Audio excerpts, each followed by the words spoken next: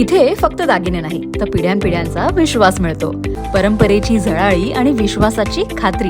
Kailas अडगावकर jewellers, Datta मंदिर bus stop, Nashik road. राज्य परिवहन मंडळाच्या जव्हार मार्गे नाशिक ते पाचोरा जाणाऱ्या बसवर अज्ञात व्यक्तीने समोरील काचेवर दगड फेकून नुकसान करण्याचा प्रयत्न केल्याप्रकरणी बस चालकाच्या फिर्यादीवरून सातपूर पोलिसात गुन्हा दाखल झाला आहे. याबाबत अधिक माहिती अशी की जव्हार मार्गे नाशिक ते पाचोरा बस क्रमांक MH14MT 9881 ही बस दुपारच्या सुमारास जव्हार येथून नाशिककडे जात असताना सातपूर शहरातील पिंपळगाव बहुला येथे चंद्रभागा लॉन्स विद्यामंदिर येथून जात असताना समोरून एक अनोळखी व्यक्तीने दारूच्या नशेत विनाकारण बसवर दगड फेकून नुकसान केले. यात बसचे नुकसान झाल्याचे चालकाने सांगितले. मी येताना सफाळी पालघर बस होती आमची, नाशिकला येत होतो. तुम्ही कुठून कुठे चालले होते? जव्हारवरनं बसलो होतो गाडीमध्ये.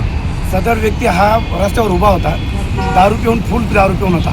ज्यावेळेस त्यांनी दगड घेतला, मोठा दगड, असा साईजही सांगता येणार नाही एवढी मोठी, तो दगड डायरेक्ट गाडीच्या लावला. तो गाडीचं काच वाचले आमची.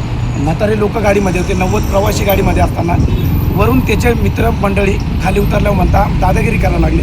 आम्ही त्याला धरून पोलीस स्टेशनला सातपूरला जमा केलं. काहीच नाही, तो म्हणतो मला बस थांबवली नाही म्हणून. आणि आमची बस आहे लॉंग रूटची, त्या बसला तिथं स्टॉप नाही आहे. मध्ये त्र्यंबकमध्ये आम्हाला एकही स्टॉप नसताना त्यांनी बस थांबवायचा प्रयत्न केला व दगड मारला मोठा.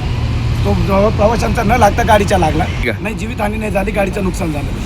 त्या व्यक्तीस बसमध्ये बसवून थेट चालक आणि प्रवासी यांनी गाडी सातपूर पोलीस ठाण्यात आणून लावली. पोलिसांनी त्याच नावगाव विचारले असता त्याने अतुल रणशोर असे नाव सांगितले. सदर व्यक्तीने बसवर दगड मारून बसचे नुकसान केल्याप्रकरणी चालक समाधान बिराडे यांच्या फिर्यादीवरून गुन्हा दाखल झालेला आहे. NCN न्यूजसाठी प्रतिनिधी सिद्धार्थ लोखंडे, सातपूर.